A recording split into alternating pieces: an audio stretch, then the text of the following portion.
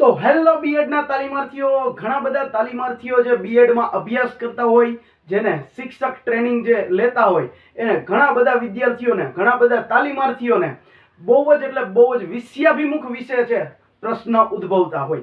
તો વિષયાભિમુખ કઈ રીતે કરવું, તો આ આપણે વિડીયોમાં શીખવાનું છે. આજે પહેલેથી લઈ અને છેલ્લે સુધી વિડીયો જોજો.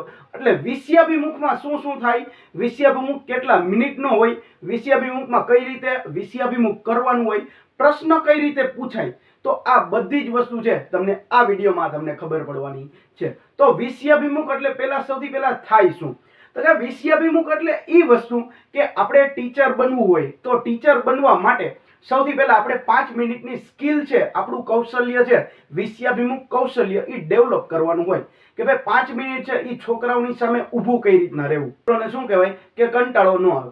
તો આ રીતે આપણે કઈ રીતે વિષયાભિમુખ કરવું. વિષયાભિમુખ હોય તો સૌથી પહેલા 5 મિનિટનું, એમાં સૌથી પહેલા 4 કૌશલ્ય આવે. પહેલું વિષયાભિમુખ કૌશલ્ય, બીજું છે પ્રશ્ન પ્રવાહિતા કૌશલ્ય, ત્રીજું છે શુદ્ધ કૌશલ્ય અને ચોથું છે કાપા કૌશલ્ય. બરાબર. તો આ 4 કૌશલ્ય આવે તો સૌથી પહેલા આજે આપણે વિષયાભિમુખ કૌશલ્ય વિશે આપણે અભ્યાસ કરવાનો છે. હવે વિષયાભિમુખ કૌશલ્ય તો સૌથી પહેલા આપણે ચાલુ કરીએ. તો હેલો ફ્રેન્ડ્સ એન્ડ તાલીમાર્થીઓ, welcome back to our new video. અને ચાલુ કરીએ છીએ આપણે 5 મિનિટનું વિષયાભિમુખ કૌશલ્ય.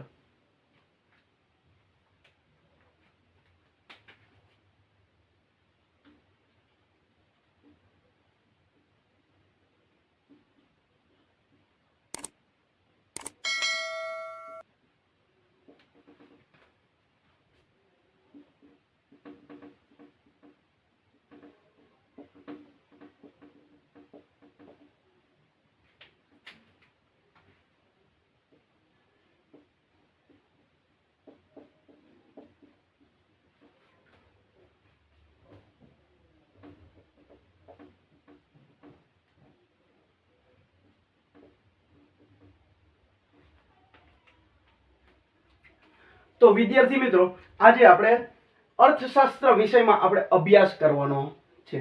તો વિદ્યાર્થી મિત્રો, હું તમને પહેલા હું તમને માહિતી આપીશ, હું તમને એક વસ્તુ કહું. તો વિદ્યાર્થી મિત્રો, આપણે સૌથી પહેલા હવે આપણે ભારત દેશ છે એ સૌથી ખેતી પ્રધાન અને પ્રાચીન આપણે કહેવાય કે ભાઈ એમાં ખેતીનું ઉત્પાદન છે સૌથી વધારેમાં વધારે પ્રમાણે કરવામાં આવતું હતું. અને પહેલાના જમાનામાં કે ભાઈ ભારત દેશ એવો દેશ હતો કે એ સોનેની ચીડિયા તરીકે ઓળખાતો હતો. ભારતમાં ઘણા બધા પ્રકારના વેપાર થતા હતા, ઘણા બધા પ્રકારના ઉત્પાદન થતા હતા, આવી બધી જ વસ્તુ ઘણી બધી થતી હતી. તો હવે એમાં સૌથી પહેલા વધારેમાં વધારે કયું ઉત્પાદન થતું હતું એવું આપણે કહી શકાય કે ભાઈ ઉત્પાદન છે એ આ વધારેમાં વધારે પ્રમાણમાં થાય. તો કે ભાઈ આપણે દાખલા તરીકે લઈએ તો મગફળીનું ઉત્પાદન છે એ આપણે વધારેમાં વધારે પ્રમાણમાં આપણે ભારતમાં થાય છે. તો હું તમને થોડાક એક પ્રશ્ન પૂછું તો એમાં તમારે ધ્યાનથી તમારે જવાબ દેવાનો છે વિદ્યાર્થી મિત્રો. તો આપણે ચાલુ કરીએ પ્રશ્ન. તો હવે આપણા દેશમાં એવો કેટલા રાજ્ય છે, તો કે ભાઈ આપણા દેશમાં 28 રાજ્ય છે. તો આ 28 રાજ્યમાંથી હવે બધાયમાં ઘણા બધા પ્રકારના ઉત્પાદન થતા છે. તો એવી વસ્તુ કઈ છે કે આપણે આટલી ઉત્પાદન કરતા હોય. તો આપણે વાત કરીએ તો કે ભાઈ ઘણી બધી વસ્તુનું ઉત્પાદન થાય છે. ફળ છે, ફૂલ છે, શાકભાજી છે, પછી મરી મસાલા છે, આવી ઘણી બધી વસ્તુનું ઉત્પાદન થતું હોય. બરાબર. તો હવે આપણા દેશમાં છે એ એવી કઈ વસ્તુ છે કે જેનું સૌથી વધારેમાં વધારે પ્રમાણમાં ઉત્પાદન થતું હોય એવા નામ આપો. તો કે ભાઈ એવી ઘણી બધી વસ્તુ છે. તો કે ભાઈ એમાંથી આપણે એક લઈએ તો કે ભાઈ ચાનું છે એ સૌથી વધારેમાં વધારે પ્રમાણમાં ઉત્પાદન થાય છે. પછી આપણે વાત કરીએ તો કે ભાઈ ચા છે એ સૌથી વધારેમાં વધારે કયા રાજ્યમાં ઉત્પાદન થાય છે. તો વિદ્યાર્થી મિત્રો કે ભાઈ આપણે ચાનું છે સૌથી વધારે વધારે પ્રમાણે આપણે આસામમાં ઉત્પાદન થાય છે. ચાલો, ઈ તો વાત થઈ આસામની. પણ હવે બીજા નંબરે કયા સૌથી વધારે રાજ્યમાં છે ઉત્પાદન ચાનું થાય, તો આપણે વાત કરીએ તો બીજા રાજ્ય છે આપણે પશ્ચિમ બંગાળમાં છે એ વધારે વધારે ચાનું ઉત્પાદન થતું હોય છે. બરાબર.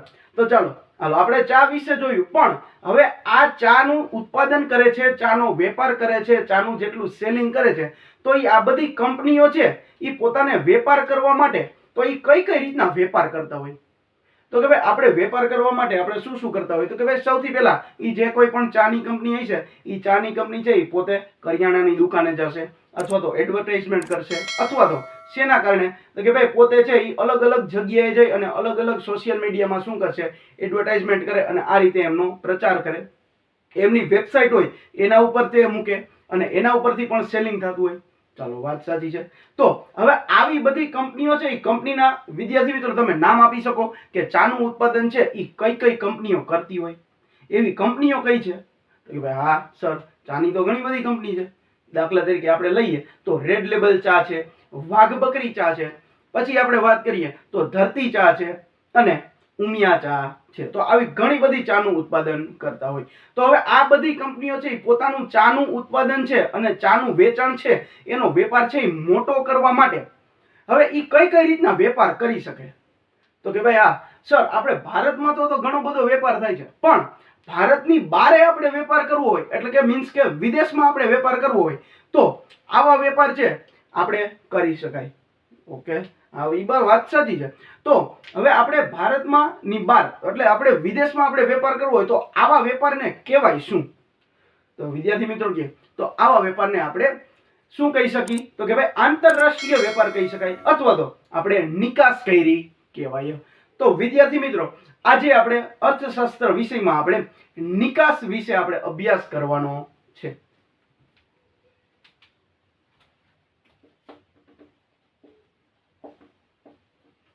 ઓકે, તો તમને સાઈડમાં એક ચિત્ર દેખાતું હશે, એમાં આપણે કઈ કઈ દેશમાં આપણે કેટલા ટકા ચાનું ઉત્પાદન કરી છે એ બધી જ વસ્તુ છે એમાં લખેલી છે. તો તમે જોઈ શકો છો. તો આપણે અહીંયા વિષયાભિમુખ 5 મિનિટનું અહીંયા પૂરું થાય છે. તો વિદ્યાર્થી મિત્રો તમે જોયું કે સૌથી પહેલા મેં લખ્યું શું? તો કે ભાઈ વિષય લખ્યો, વિષયાંક લખ્યો, તારીખ લખી અને ધોરણ લખ્યું. હવે વિષયમાં સૌથી પહેલા આપણે લખવાનું હોય આપણે જે વિષયમાં આપણે અભ્યાસ કરાવવાનો હોય તે વિષય. પછી તારીખ અને ધોરણ પહેલા લખી નાખવાનું હોય. વિષયાંક છે આપણે ક્યારે લખવાનો હોય? કે જ્યારે છોકરાઓ એમ કહે કે આપણે આ વિષયમાં આપણે આ ટોપિક ઉપર અભ્યાસ કરીશું, મેં કીધું આપણે નિકાસ ઉપર અભ્યાસ કરીશું, ત્યાર પછી આપણે નિકાસ શબ્દ લખવાનો હોય. અને આપણે જે વિષયનો અભ્યાસ કરાવવાનો હોય એ વિષય આપણે છોકરાઓ એટલે કે વિદ્યાર્થીઓ પાસેથી આપણે કઢાવી, વિદ્યાર્થીઓ બોલે કે હા સર તમે આની વિશે તમે વાત કરવા માંગો છો, તો ત્યારે એને કયું વિષયાભિમુખ થયું કહેવાય. એટલે આ હોય 5 મિનિટનું વિષયાભિમુખ કૌશલ્ય. બરાબર. તો હવે આવા જ રીતે તમારે પ્રશ્ન પ્રવાહિતા અથવા તો સુદ્રઢીકરણ અથવા તો કાપા કૌશલ્યમાં પણ તમારે વિડીયો જોવા હોય તો તમે વિડીયોની નીચે ડિસ્ક્રિપ્શનમાં લિંક આપેલી છે એના ઉપરથી તમે જોઈ શકો છો, અથવા તો તમે કોમેન્ટ કરજો તો આપણે કંઈક નવા વિડીયો આપણે બનાવીશું. બાકી આપણે કંઈક મળીએ આવા જ અલગ ટોપિક સાથે. ત્યાં સુધી થેન્ક યુ.